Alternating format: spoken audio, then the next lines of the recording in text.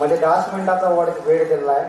ठाकरे सरने सांगितलं 10 मिनिटाच्या वर झाले मध्ये चिमटा घ्यायचा म्हणून.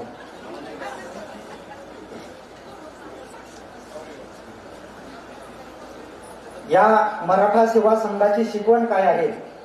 जेव्हा ते सर वर येऊन बसले खालीच बसले तर पंढरीच्या लोका नाही अभिमान, पाया पडती जन एकमेका कि आए और शान से आए हुए हैं हम, मिट्टी में आसमान से आए हुए हैं हम, सीना महक रहा है तो गैरत किस लिए, आखिर मराठा सेवा संघ के खानदान से आए हुए हैं. आणि ही मराठा सेवा संघाची जी यात्रा आहे, नाव जर घेत बसलो तर सकाळी होईल. म्हणून ही मराठा सेवा संघाची जी यात्रा आहे कशासाठी आहे? हा पोरगा तुमच्याजवळ जो बोलायला आला हा काही मोठ्या अदानी अंबानीचा पोरगा नाही, पण एका साधारण शेतकऱ्याचा पोरगा आहे जो संभाजी ब्रिगेडच्या माध्यमातून मराठा सेवा संघाच्या माध्यमातून उभा झाला. आज तुमच्या पुढे काहीतरी बोलण्याच्या लायक झाला. माझ्या बापाची परिस्थिती काय आहे सर? माझा जो शेतकरी बाप आहे, ही मराठा जोडो यात्रा कशासाठी आहे की जेव्हा पहिली मराठा जोडो यात्रा निघाली 2002 साली तेव्हा मी 5 वर्षाचा होतो. आता त्याच्यानंतर का बरं काढावी लागली? कारण माया वडिलाच्या सोयाबीनले भाव हा 3000 रुपये आहे, लागत आहे 4000 रुपयाची. शासनानं दिला हमी भाव 4800 रुपये. डिझेलचा खर्च वाढून जायला, पेट्रोलचा खर्च वाढून जायला सर. आधी नागर नेत होते लोक, आता ट्रॅक्टर न्यायला लागले. मजुरीच्या मजुऱ्या वाढल्या. तिकडून आपल्या साहेबांना दिलं एकही नारा एकही नाम, झूठ बोलो सुबह शाम, पकडे गए तो जय श्री राम. कांद्यावर प्रश्न विचारला तर आम्हाला 8 टाकल्या जातं. आम्ही प्रश्न विचारला तर आमच्या समोर धर्माचे जातीचे बंधन उभे केले जातात. तुम्ही तुमचा धर्म हिंदू धोक्यात आला, तुमचा धर्म मुस्लिम धोक्यात आला. जेव्हा निवडणुका येते तेव्हा तुमचा धर्म धोक्यात येते. आता बिहारचा निवडणूक आहे, आता बिहारचा धर्म धोक्यात येईल. म्हणून ही मराठा जोडो यात्रा कशासाठी आहे? जी लोक शांत बसतात. तुम्ही मार नटून फटून आले, मी ताकाले आलो तर भांड लपवत नाही, लक्षात ठेवा. तुम्हाला राग आला तरी चालते. लोक खूप मोठे विद्वान लोक यायच्या पावलावर पाऊल टाकूनच मी मोठा झालो. पण काय असते की जेव्हा महात्मा गांधींनी बघितलं की आपला समाज, ज्या समाजाला कपडे सुद्धा घालायला नाही, त्या महात्मा गांधींनी कपड्याचा त्याग केला. आज आपल्याला बोलायची गरज आहे. काळ असा होता ज्या काळामध्ये नुसता मिठावर कर लागला म्हणून दांडी यात्रा निघाली. एक काळ असा होता ज्या काळामध्ये राजाच्या पाटलानं स्वराज्यातल्या मुलीवर बलात्कार केला म्हणून छत्रपती शिवाजी महाराजांनी हातपाय कापून टाकले. पण 4 वर्षाच्या मुलीवर याच महाराष्ट्रामध्ये बलात्कार होते. आणि ज्या शाळेमध्ये बलात्कार झाला त्या शाळेच्या ट्रस्टी सोबत, आरोपी सोबत या देशाचं महाराष्ट्राचं सरकार असते, लक्षात ठेवा. आपली लोक आपल्याला बेमान झाली, आपली लोक आपल्यापासून पडाली की सामील दुश्मनाला सरदार होत आहे. मी निर्भय बनूच्या सभा केल्या सर. मी विश्वंभर चौधरी साहेबांसोबत सभा केल्या. आणि जी लोक आधी आपल्यासोबत काम करत होती आता आमदार झाली, त्यांना त्यांच्या पक्षाच्या प्रदेश सरचिटणीसाला फोन लावला आणि गोविंद पोलाटचा गेम करा असं सांगितलं. आता थोमाया मित्र निघाला आणायचे. म्हणून सामील दुश्मनाला सरदार होत आहे, पैशात लोकशाही बेकार होत आहे. की सामील दुश्मनाला सरदार होत आहे, पैशात लोकशाही बेकार होत आहे. शिवबा तुझी लढाई चालूच ठेवतो मी, पण फौज मावळ्यांची गद्दार होत आहे. म्हणून आपल्याला काय घ्यायचं या मराठा जोडो यात्रेतून? तुम्ही मार नटून फटून आले. पण एक गोष्ट लक्षात ठेवा, ज्या काळामध्ये संत जनाबाईला, ज्या काळामध्ये महिलांना डोक्यावरचा पदर खांद्यावर जर आला तर त्यांना हीन दर्जाची वागणूक देण्यात येत होती. म्हणून आज महिलांच्या अंगावरच्या साड्या काढल्या जातात आणि तुम्हाला फक्त इलेक्शन मध्ये वाटल्या जातात. आणि मणिपूर सारखं एखादं प्रकरण घडते म्हणून महिलांची संख्या जास्त आहे. म्हणून तुम्हाला एक गोष्ट सांगतो, बाबासाहेब आंबेडकरांनी म्हटलं होतं, I measure the progress of community by the degree of progress which humans have achieved. मी मेकॅनिकल इंजिनियर आहे, तुम्हाला वाटत असं ना गावची भाषा बोलून राहिलो. I am pass out from Bapurao Deshmukh college of engineering Sevagram. माझ्यावर डिग्री आहे. चाय वाले बाबू को चाय लेके डूबेगी, अगर चाय से बचेंगे तो गाय लेके डूबेगी. नोटबंदी जीएसटी से भी बच जाए पर हम गरीबों के माव की हाय लेके डूबेगी, याद रखना. म्हणून ज्या काळामध्ये महिलांचा पदर हा खांद्यावर आला तर तेव्हा त्यांना हीन दर्जाची वागणूक देण्यात येत होती. अशा काळामध्ये जनाबाई हातामध्ये विना घेऊन रस्त्यावर उतरल्या की डोईचा पदर आला खांद्यावरी आणि भरल्या बाजारी जाईन मी. एक गोष्ट लक्षात ठेवा, ज्या काळामध्ये रोम जळत होतं त्या काळामध्ये निरोफिडल नावाचा व्यक्ती हा वाद्य वाजवीत बसला होता. म्हणून या देशाचं सरकार तुमच्यावर अन्याय करत आहे. मराठा जोडो यात्रा कशासाठी आहे तर शेतकऱ्यांची कर्जमाफी बोलून सुद्धा झाली नाही. या देशातल्या महिलांवर रोज 82 महिलांवर बलात्कार होतात. रोज 82 महिलांवर बलात्कार होतात. गेल्या 5 महिन्यामध्ये 1000 शेतकऱ्यांनी आत्महत्या केल्या.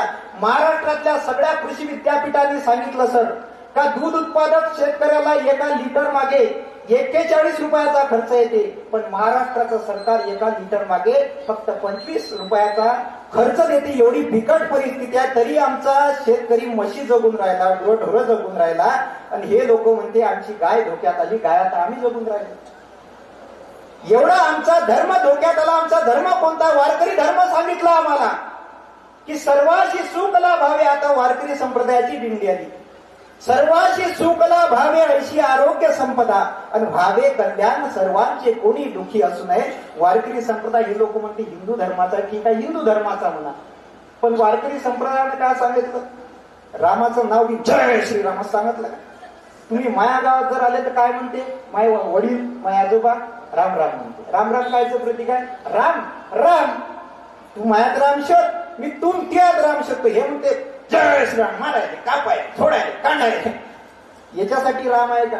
फक्त इलेक्शन आल्यावर तुमचा धर्म धोक्यात येते. नागपूरला दंगल घडली, तरुण पोरं जर या ठिकाणी असेल, एक तरुण मित्र म्हणून तुमचा सांगतो पोरं हो, जे लोक म्हणत होते औरंगजेबाची कबर निघाली पाहिजे आणि आता म्हणत असल तर सगळ्यात आधी गोविंद पोलाडे ते औरंगजेबाची कबर काढाले.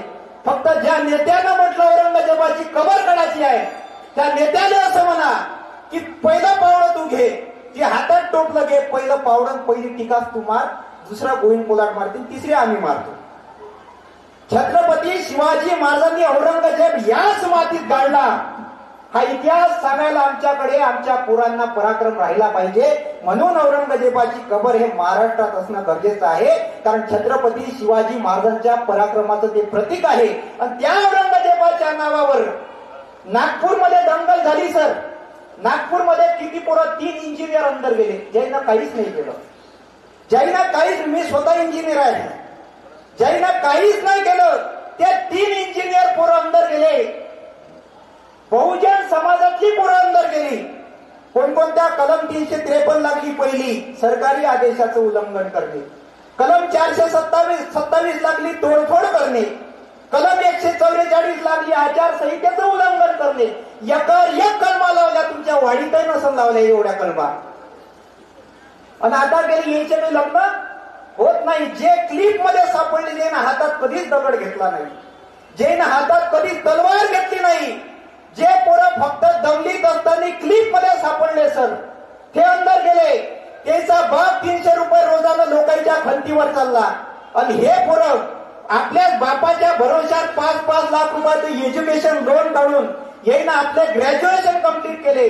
जे स्वप्न पाहिले आम्ही 15 वर्ष जगलो, 15 वर्ष आम्ही मेहनत केली. आमच्या शाळेत एखादा मास्तर आला, साहेब आला तर आम्हाला विचारायचा बाबू तुले मोठ्यापणी का व्हायचं आहे, तर आम्ही लगेच हातवर करायचो की साहेब आम्हाला डॉक्टर व्हायचा आहे, इंजिनियर व्हायचा आहे. आणि 15 दिवसानं एखादा टिल्लू नेता तुम्हाला म्हणते हिंदू धोक्यात आला, मुसलमान धोक्यात आला. त्याच्या एका भाषणावर फक्त तुम्ही दंगलीत चालले, तुम्ही बरबाद झाले. लग्न नाही होत, तुमचे एखादं आंदोलन होत असतं तर पहिले तुम्हाला उचलते, सरकारी घंट्यासारखे वाजवत बसा. पोलिसाचं जर घरी भांडण झालं तर सगळा राग याच्या घरी निघते. पण आमचे पोलीस बांधव या ठिकाणी आहे, तुमच्यावर एक मोठं बिकट परिस्थिती सुरू आहे, त्याचाही गडबडा, त्याच्यासाठी मराठा जोडो यात्रा आहे. पण ज्या लोकांना वाटतं धर्म धोक्यात आला, एक कवी फार सुंदर म्हणतो सर मुस्लिम समाजाचा की तेरे गीता की इज्जत मैं करूं मेरे कुरान का तू सम्मान करे. तेरे गीता की इज्जत मैं करूं मेरे कुरान का तू सम्मान करे. तेरे धर्म को मैं ना बुरा कहूं मेरे मजहब का तू ना अपमान करे. कि तेरे गीता की इज्जत मैं करूं मेरे कुरान का तू सम्मान करे. तेरे धर्म को मैं ना बुरा कहूं मेरे मजहब का तू ना अपमान करे. मेरी टोपी गलती से तुझको चिढ़ ना हो, तेरे तिलक से ना हो मुझे नफरत, मेरी अजान सुनकर तू झूमे, तेरे भजन पे हो जाऊं मैं मस्त, तेरी आस्था पे मैं ना चोट करूं, मेरे ईमान पे तू ना तंज कसे, अरे राम कहने से पहले श्री लगाऊं मैं और मोहम्मद से पहले हजरत तू कहे। अरे सुनो, वसुदेव कुटुंबकम तो वेदों में भी लिखा है और कुरान कहता है कि ये सारी सृष्टि ईश्वर का ही कुंभा है। अरे जब मजहब नहीं सिखाता है आपस में लड़ने वाली बात, तो मजहब के नाम पे ही क्यों है हम लोगों में इख्तलाफात। सुनो, हिंदू मुस्लिम सिख ईसाई ये तहजीब पुरानी है यारो, और भारत का संविधान ही तो भारत की निशानी है यारो। याच्यासाठी मराठा जोडो यात्रा आहे। मराठा जोडो यात्रा कशासाठी आहे तर एमपीएससीचे विद्यार्थी 6-6 महिन्यांना आंदोलन करतात। 2021 पासून पीएसआयच्या भरतीची प्रोसेस थांबली आहे। पोरांची जॉईनिंग झाली नाही। मला फोन येते की साहेब आमचे प्रश्न मांडा। आम्ही अनेक मंत्र्यांना भेटलो, जे पोरांनी जॉईनिंग झाल्यानंतर ज्या पोरांनी पीएसआय मध्ये ज्यांची पोस्ट निघाली त्याने डीजे सांगितले, त्याच्या बापाले आनंद झाला, गुलाल सांगितला, अख्ख्या गावाला जेवण दिलं। साहेब त्या बापाची नाचक्की या सरकारनं केली। पोरं पीएसआयची पोस्ट काढली, पटवाऱ्याची पोस्ट काढली, पण 4-4 वर्षापासून जॉईनिंग नाही आहे। पोरांना टेम्पो चालकाच्या नोकऱ्या सुरू केल्या, काही पोरांना आत्महत्या केल्या।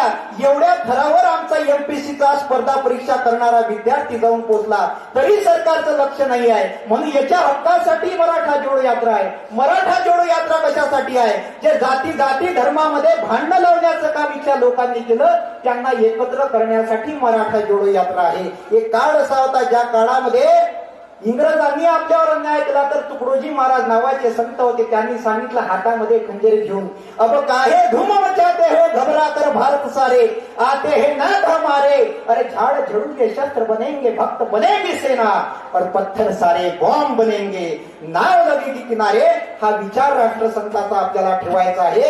येणाऱ्या काळामध्ये फक्त भाषण ऐकलं आणि तुम्ही घरी जा, हो लोकांना म्हणतो नेते येईल, आपण 5 वर्षांना नेता येऊन पाहिजे, तुम्ही इथं फक्त शिवजयंतीला भीमजयंतीला दिसता आम्हाला। रागाला तर चालते, चुपचाप राहण्याचा माझा मिजाज नाही, आणि मी बंडखोर आहे त्याला इलाज नाही।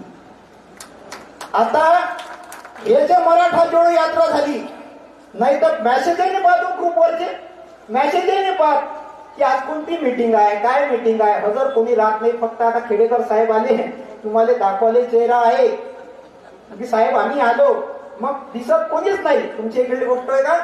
नाही म्हणजे माहिती अमरावतीतले लोक चांगले आहे सर, अमरावतीतले लोक दारू पित नाही, अमरावतीतले लोक तंबाखू खात नाही, इकडले लोक मतदान विकत नाही, आपल्या पोरांचे भविष्य खराब करत नाही। इकडली गोष्ट नाही, माझ्याकडली गोष्ट सांगत आहे, इकडले सगळे लोक सक्रिय आहे, म्हणून असेच सक्रिय रहा।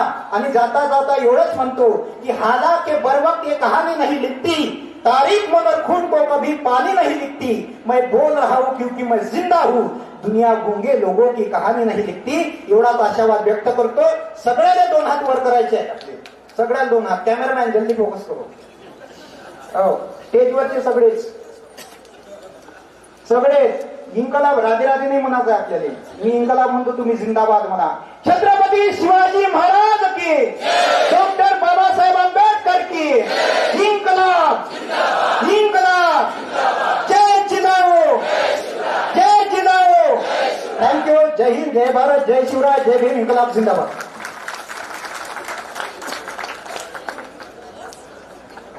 धन्यवाद गोविंद। हा मूर्तीलान कीर्तिमान, हा हिरा कोणी शोधला माहिती आहे का तुम्हाला? दानपुरे सर, हा हिरा शोधला स्मृतीचे सचिन चौधरी सरांनी, बरोबर आहे? सचिन चौधरी सरांनी हिरा शोधला आणि आम्हाला आवाहन केलं की या मुलाला काय पाहिजे ते मदत करा, पण हा मुलगा मोठा झाला पाहिजे। आणि जेव्हापासून सचिन सरांनी बोट टाकलं याच्याकडे, आम्ही बिलकुल त्याच्या पाठीशी कणखर उभे राहिलो। त्याच्या शिक्षणाचा, त्याचा बाकीचा खर्च आम्ही त्याच्या मागे पुढे राहिलो नाही। मी त्याशी गोविंदला फोन केला, त्यांना एका शब्दात मला हो म्हटलं। आणि त्यानंतर तुषार उमाळे, जो गोविंदचा मला वाटते गुरु आहे, संभाजीचा धडाडीची तोप जो याचा गुरु आहे तुषार उमाळे, त्याचा मला फोन आला, संजीव तुम्हाला नाही म्हणूच शकत म्हणे। त्यांना मला सांगितलं म्हणे की माझ्या जीवनात मी फक्त दोनच माणसं मानतो, एक म्हणजे तुषार उमाडे, दुसरा संजय ठाकरे, तो माझ्या शिक्षणाच्या वेळी माझ्या पाठीशी उभा आहे. धन्यवाद गोविंद. अतिशय सुंदर आपल्या कमी वेळात तू अतिशय सुंदर असं इथं प्रबोधन केलं.